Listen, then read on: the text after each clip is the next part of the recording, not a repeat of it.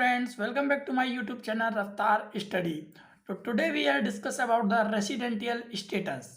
Residential status का मतलब होता है कि किस व्यक्ति को हम कहेंगे कि वो एक देश का नागरिक है। तो हम समझेंगे आज कि किस व्यक्ति को हम कहेंगे कि वो भारत का नागरिक है कि नहीं है। ठीक है, तो देखिए क्या है, हमको इनकम टैक्स में इनकम टैक्स को अप्लाइड करने के लिए, किसी भी व्यक्ति पर अप्लाइड करने के लिए सबसे पहले हमको रेसिडेंशियल स्टेटस के बारे में जानना जरूरी है, क्योंकि विदाउट रेसिडेंशियल स्टेटस के हम किसी पर इनकम टैक्स नहीं लगा सकते। ठीक है, क्योंकि जो हमको रेसिडेंशियल स्टेटस है उसी के हिसाब से इनकम टैक्स पेमेंट करना पड़ता है। तो आइए हम समझते हैं रेसिडेंशियल स्टेटस के बारे में। देन हम अपने वीडियोस में डिस्कशन करेंगे कि इनकम टैक्स कैसे लगता है, किस प्रकार से इनकम टैक्स है वो वर्क करता है। आइए तो देखिए, रेसिडेंशियल स्टेटस है वो अंडर सेक्शन 6 में बता रखा है कि in order to calculate the tax liabilities को कैलकुलेट करने के लिए of a person we must have a knowledge of a person residential status. जैसा कि मैंने बताया तुमको कि टैक्स लायबिलिटीज को कैलकुलेट करने के लिए हमको नॉलेज होना जरूरी है, किसके बारे में, पर्सन के रेसिडेंशियल स्टेटस के बारे में। क्योंकि ये यदि हमको रेसिडेंशियल स्टेटस नहीं पता है तो हम टैक्स लायबिलिटीज को अप्लाई नहीं कर सकते उस पीपल पर। तो आइए समझते हैं आगे। Categories of residential of a person. Residential status को, लोगों के रेसिडेंशियल स्टेटस को कैटेगरीज वाइज बांटा गया है, जिसमें है पहला हमारा इंडिविजुअल या HUF और अदर पर्सन्स। ठीक है, इंडिविजुअल HUF का मतलब है Hindu undivided family. Other persons में आ जाते हैं हमारे firm, AOP, companies, local body, artificial of judiciary, ये सब आ जाते हैं हमारे। ठीक है ना, अदर पर्सन्स में। तो पहले हम डिस्कशन करेंगे अपने इंडिविजुअल और HUF के बारे में, जिसमें या तो कोई व्यक्ति है वो रेसिडेंट होगा या ऑर्डिनरी रेसिडेंट होगा। सेकंड है या तो रेसिडेंट होगा बट नॉट ऑर्डिनरी रेसिडेंट होगा, और लास्ट आता है हमारा नॉन रेसिडेंट। वहीं अदर पर्सन्स की हम बात करें तो एक हो सकता है हमारा रेसिडेंट और दूसरा हो सकता है नॉन रेसिडेंट, इसको बोलते हैं मूल निवासी। ठीक है ना। अब determine of residential status of individual. अब हम डिटरमाइन करेंगे रेसिडेंशियल स्टेटस किसके बारे में, एक इंडिविजुअल के बारे में। इंडिविजुअल के बारे में पता करेंगे कि हम उसको कब रेसिडेंटल कहेंगे कि नहीं कहेंगे। तो देखिए, resident section 6 sub clause 1 basic conditions क्या है। रेसिडेंट का जो सेक्शन है 6 सब क्लॉज 1 वो हमें कुछ बेसिक कंडीशंस बताता है। ठीक है ना, कुछ बेसिक कंडीशन है जिसको हम फॉलो करके बता सकते हैं कि वो रेसिडेंट है या नहीं है।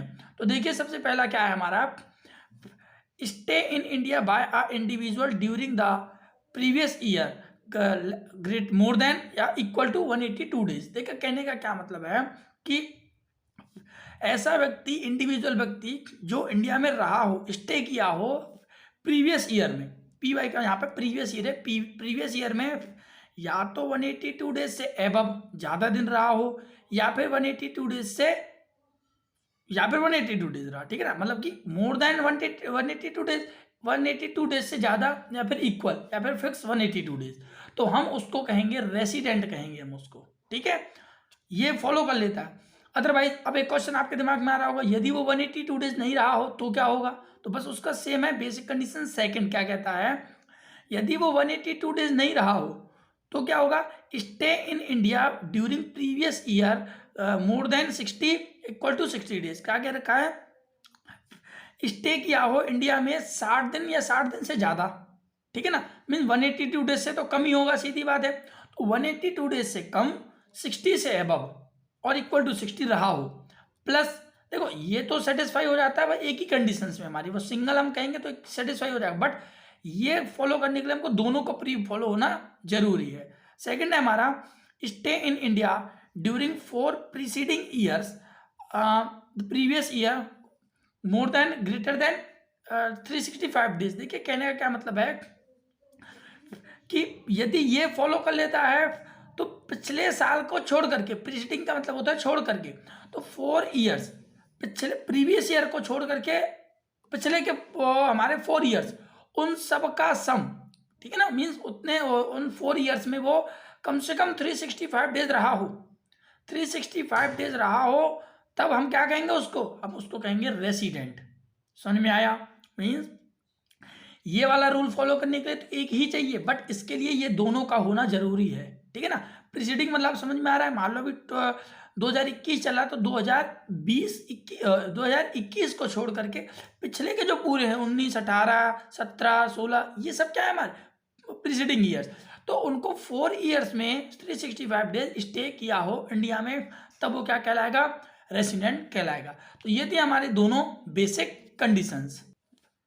अब हम बात करते हैं कुछ एडिशनल कंडीशंस के बारे में। ये हमारी एडिशनल कंडीशंस हैं, ठीक है ना। यहाँ से एडिशनल कंडीशन शुरू है, देखिए समझते हैं। नॉट ऑर्डिनरी रेसिडेंट, अब इसके लिए क्या है एडिशनल कंडीशन, जो ऑर्डिनरी रेसिडेंट है, ऑर्डिनरी रेसिडेंट नहीं है, उनका क्या है एडिशनल कंडीशन। तो एडिशनल कंडीशन है वो हमारी सेक्शन 6 सब सेक्शन 6 में दे रखा है, ठीक है ना। आइए समझते हैं। NRI non resident India in 9 out of 10 year preceding the previous year. देखिए क्या कह रखा है कि 10 साल में से 9 टाइम्स वो यहाँ पर स्टे किया हो, ठीक है ना, आया हो कम से कम। या फिर कह सकते हैं इसका जो एडिशनल बेसिक कंडीशंस है वो एक और है कि कम से कम प्रीवियस 10 ईयर में प्रीसीडिंग द प्रीवियस ईयर, पिछले साल को छोड़ करके जो और पिछले 10 साल हैं उनमें वो 2 साल रहा हो, ठीक है ना। 2 years stay in India out of 10 year preceding the previous year, ठीक है। हम उसको भी क्या कहेंगे, हम कहेंगे उसको ये एडिशनल कंडीशंस का पहला, ठीक है ना। यदि ये फॉलो कर लेता है तो नॉट ऑर्डिनरी रेसिडेंट कहलाएगा।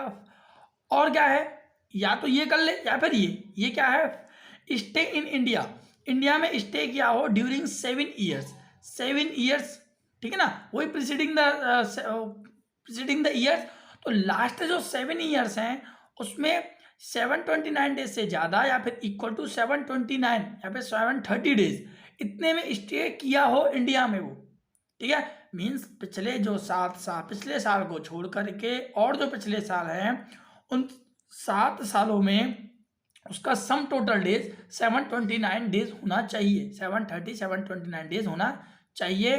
तो हम क्या कहेंगे उसको, नॉट ऑर्डिनरी रेसिडेंट, ठीक है।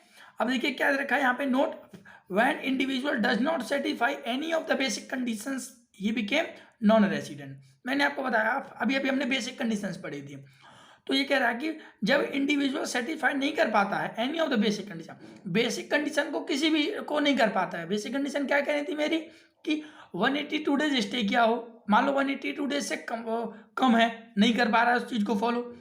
और क्या कंडीशन थी मेरी कि कम से कम 60 डेज तो रहा हो, अब वो 60 को भी नहीं कर पा रहा है, तो ये क्या हो गया, ये नॉन रेसिडेंट कहलाएगा। यदि कर देता है दोनों को सेटिस्फाई या फिर वन को, तो क्या है वो रेसिडेंट है, और दोनों को ही नहीं कर पाता है तो नॉन रेसिडेंट है, ठीक है ना। आगे चलते हैं। If an individual satisfy one of the basic condition, यदि इंडिविजुअल है वो एक बेसिक कंडीशंस को फॉलो कर लेता है, 2 थे हमारे बेसिक कंडीशन, उनमें से किसी एक को फॉलो कर लेता है, and one of the additional condition, और एक एडिशनल कंडीशन कर लेता है, तो डेट ही बिकेम, वो क्या कहलाएगा, रेसिडेंट तो कहलाएगा, but not ordinary resident. Ordinary resident नहीं कहलाएगा, रेसिडेंट तो कहलाएगा, ठीक है ना। एक एक फॉलो कर देता है तब। थर्ड क्या था मेरा, if an individual satisfy one of the basic condition, अब इंडिविजुअल है वो बेसिक कंडीशन एक को सेटिस्फाई कर देता है, and doesn't satisfy any of the additional condition, और एडिशनल कंडीशन को वो सेटिस्फाई नहीं कर पाता है, then individual shall called resident और ऑर्डिनरी रेसिडेंट। इसको कहेंगे हम रेसिडेंट और ऑर्डिनरी रेसिडेंट, ठीक है, समझ में आ गया। इंडिविजुअल बेसिक कंडीशन को तो फॉलो कर रहा है, does not satisfy the additional condition, और एडिशनल कंडीशन सेटिस्फाई नहीं कर रहा।